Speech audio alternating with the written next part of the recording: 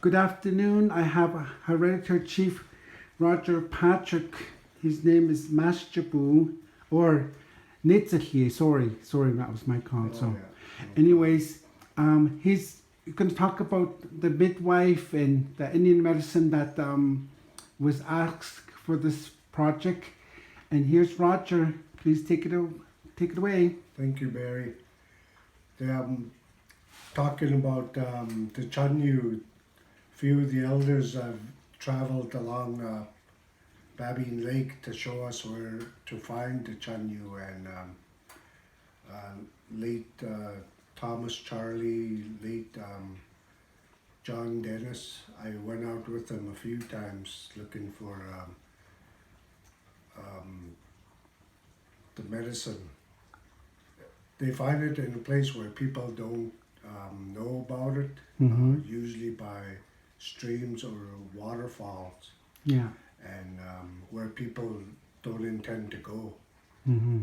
So a lot of those medicines are usually by rivers, and a lot of times in the spring. That's where a lot of these medicines are found. Yeah. The bark, spruce bark, Mm-hmm. it's also done in spring. Same with the chanyus. Mm-hmm. At beginning, when everything is fresh, reborn, all the alders, the red barks are all in a stage of to be collected, Mm-hmm. and that's where they took us. One area that we covered was down at Pinkett Lake Yeah. into Pellington Bay. Mm-hmm. That's where we had to go to find the Chanyu. Mm-hmm. Late elder Thomas Charlie and late John Dennis were the ones that late Dennis Alec, Dick Alec, Dan Matthews. Mm-hmm. We took some elders on the lake, and we stopped at every point that they know of Yeah. where a good area for medicine to be collected. Yeah. And soapberry juice. I know for a fact that soapberry juice is used for arthritis or even the skin problems. that Skin people- care. Yeah. Yeah. It protects our skin. Either drinking the juice or making Noah's Indian ice cream out of it. Yeah. And so a lot of our areas, they have these medicine, and the elders are the only ones who know about it. Fortunately, I'm not too familiar with it, but I've seen a lot of, like my mom participated in Fort Babine back in the 1970s, Mm-hmm. where a woman was giving birth, and they called on my mom because we were in Babine at the time. Yeah.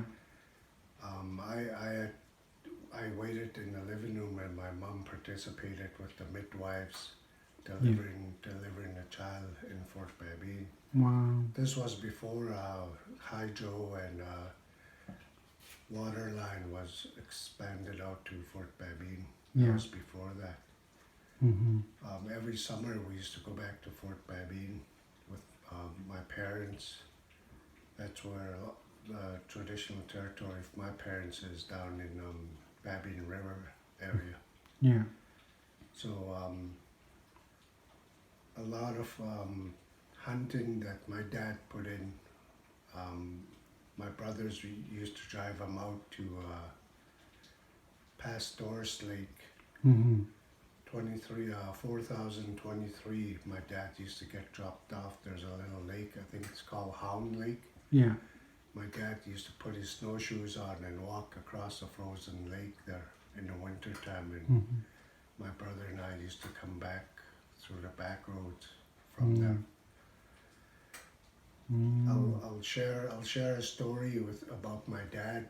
I think I told you or you heard this one before, Barry, is that when my dad got sick at his trap line Yeah. at 4085, his cabins are at the turnoff there, Yeah. and he walked all the way to 4001 kilometer from 4085, Mm-hmm. and back then there was no telephones, and there was a message on the radio for us to pick up our dad. He was sick at his trap line. Mm-hmm. So my brother went to Fort Babine, and my cousins went down on a snowmobile to check up on him. He wasn't there. Looks like nobody's been there for a few days. Mm-hmm. So my brother waited in a village. Last person to come back in told my brother to check at 4001. There's been smoke coming out along the tree lines. Yeah. So on my way back out, my brother, on his way back out, he stopped at 4001 and walked towards the tree line where the smoke was coming from. Mm. And he found my dad in a sleeping bag with a campfire going. And my brother asked him, Dad, if you're sick, what you doing out here? And he said, I was trying to get to the hospital myself on foot. Mm. And today, a lot of those areas where I'm talking about is scheduled to be locked out, cleared Yeah. out. So that means a lot of the traditional medicine on that side is going to be affected. Mm-hmm.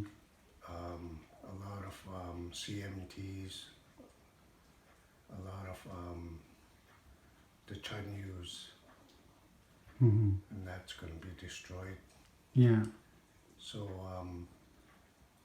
working towards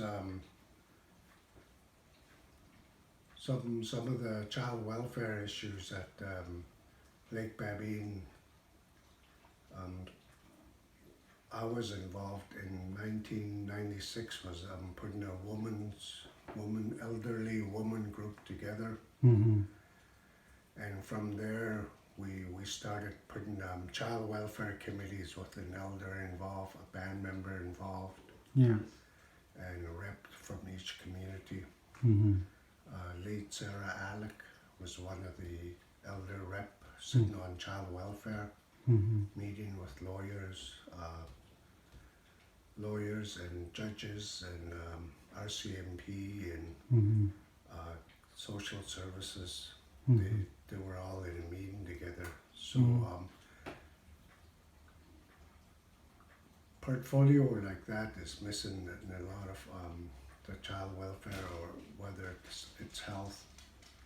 Health is a big thing, because health is number one thing to keep our elders alert on different changes, Mm-hmm. because they come to a point where they started paying for some of their medication, which they're not too happy with. Yeah. Depending on the medication, I guess, in today's. Mm. So,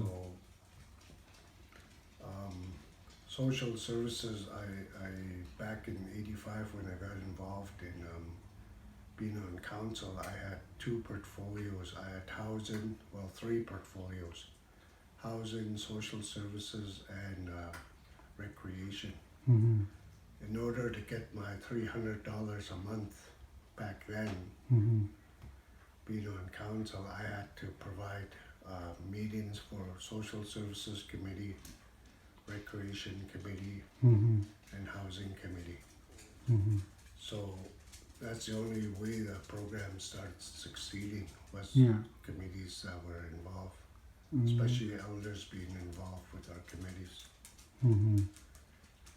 And through seeing that today in First Nations that govern themselves, they have a representative, one from each clan, sitting on those committees. Yeah. And clans would, let's say a Bear Clan would be in charge of housing, Frog Clan would be in charge of child services or social services, Mm-hmm. another clan be in charge of recreation, economics, and then start rotating. Yeah. I just wanted to share that with you, and good luck in down the future with what's going on. There's the COVID-19. A lot of people are skeptical in going out Yeah. and participating or interact with people. So Yeah. this is right in the midst of it. We're actually waiting for phase 2. Yeah. We're hoping that they discover a vaccine for it sooner. Yeah. I'd like to thank you for interviewing me with Barry. Thank Yeah. you again. Okay. That's it.